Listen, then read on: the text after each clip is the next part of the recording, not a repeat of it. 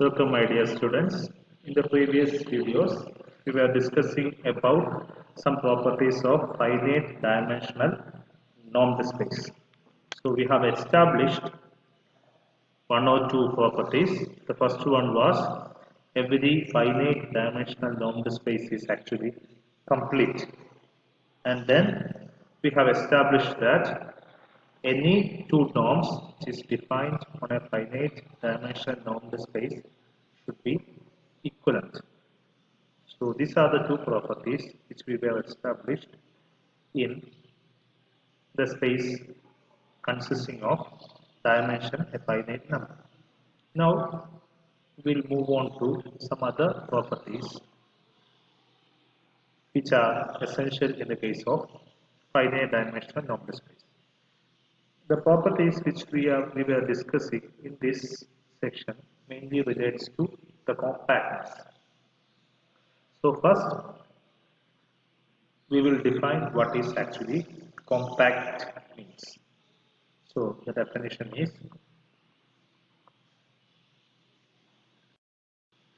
metric space, a metric space X is said to be compact if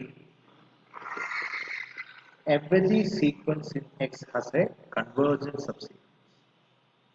If every sequence in X has a convergent subsequence.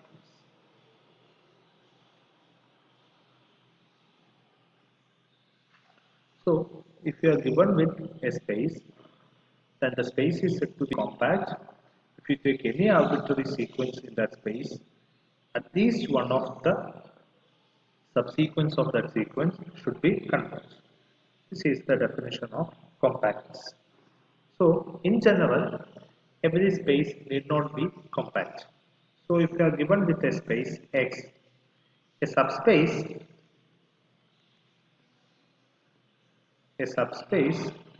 M of X is said to be compact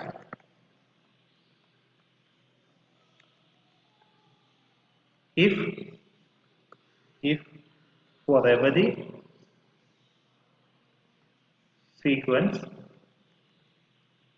in M there exists a subsequence which converges in M. This is actually what we mean by a subspace is said to be converged. In general, I can give you some examples. If you consider a set of all real numbers under usual metric, the space which is defined as closed interval 0, 1 is compact. It is actually a subspace of set of all real numbers which is compact. So in general, any closed and bounded interval in the space of real numbers is compact. Okay. Also from this you can easily obtain a condition. Both of the sets which is said to be compact in R are both bounded and closed. Closed interval 0, 1 is actually a closed set and it is bounded by 0 and 1. And closed interval AB is actually a closed set which is bounded by A and B. So, there should be a natural relation which corresponds a compact set onto the closeness of a set and the boundedness of a set. So our objective, next objective should be identifying the relationship between compactness and closed and boundedness. So which is what we are going to prove in the next result. The basic intuition is that in R, every closed and bounded set is actually compact.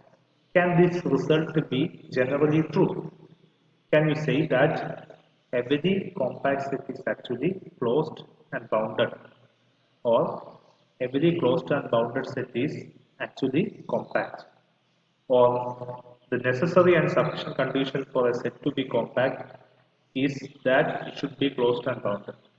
Can you say any one of these statements is true?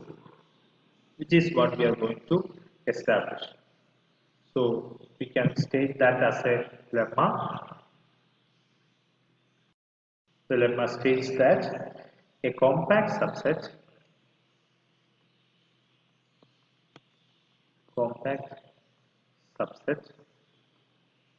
M of a metric space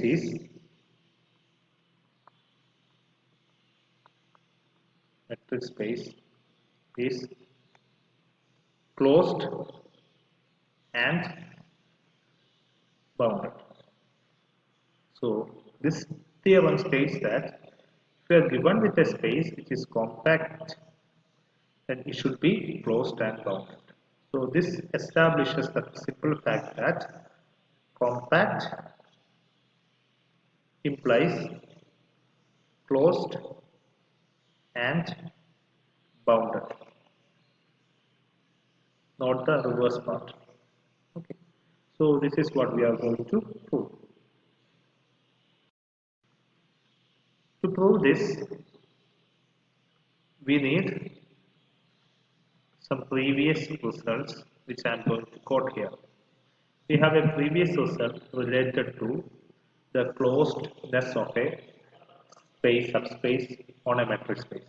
The result is let M be a non-empty subset of a metric space Xt and enclosure is its closure, then an element X is in enclosure if and only if there exists a sequence Xn in M such that Xn converges to M. X. So every element in the closure should be a limit of the sequence which is defined on the space M.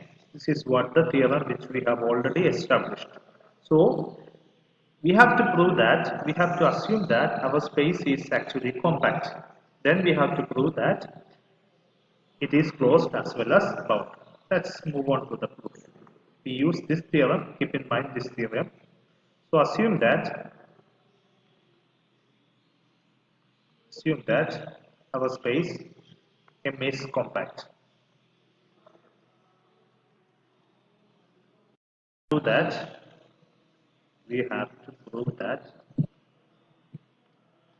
M is closed and bounded. First, we will prove that M is closed. In order to prove that M is closed, it is enough to prove that enclosure is equal to M. We already know that M is a subset of enclosure. So it is enough to prove that, for this it is enough to prove that enclosure is a subset of M. This part is the only thing which is needed. Okay. So we choose an element, X element of enclosure. So by the theorem, an element X is in enclosure if and only if there exists a sequence. So by theorem, there exists a sequence Xn belongs to M such that Xn converges to X. And also we have assumed that M is compact. By the definition of compactness, for every sequence Xn, there exists a subsequence which converges in M. So Xn should converge, Xn has a subsequence which converges in M. Since Xn converges to X, every subsequence of Xn should converge to X as well. Because a sequence and its subsequence cannot converge to different limit. Since Xn converges to X, every subsequence of Xn converges to X. And by the compactness of M, the limit should belongs to M. So from that we can easily state that since M is compact, we can easily understand that X is element of by the definition of compactness. So X element of M closure implies X element of M. Since X is arbitrary, every element which belongs to M closure should belongs to M, which implies M closure is a subset of M. From that, we can easily understand that M closure is equal to M, because this part is trivial. Okay, so we have established that M closure is equal to M, which implies M is closed. Now we have to prove that M is bounded. Now we have to prove that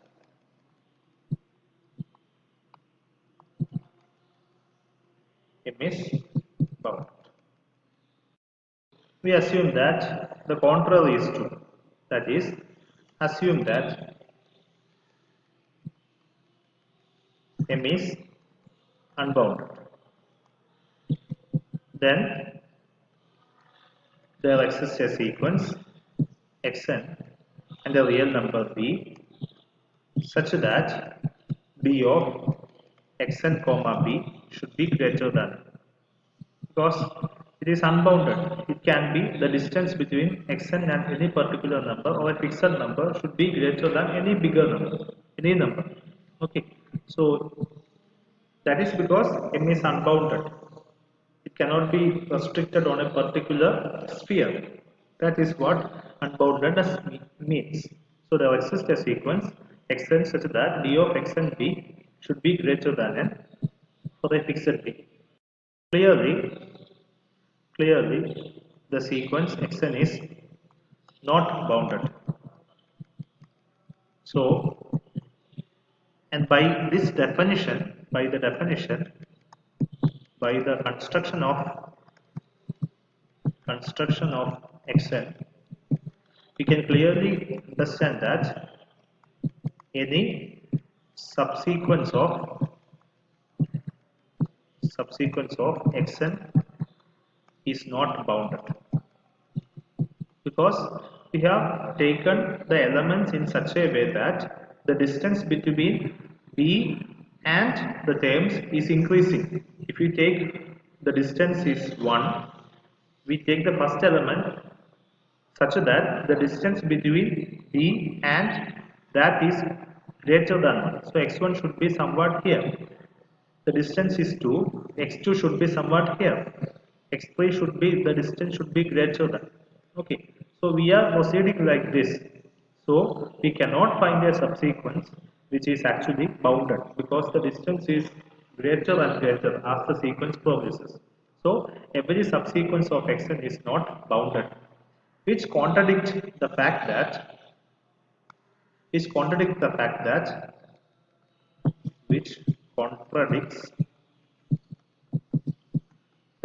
that our space M is actually compact, because M is compact means for every sequence in M there should exist a convergent subsequence. Here Xn is a sequence in M which has no bounded subsequence.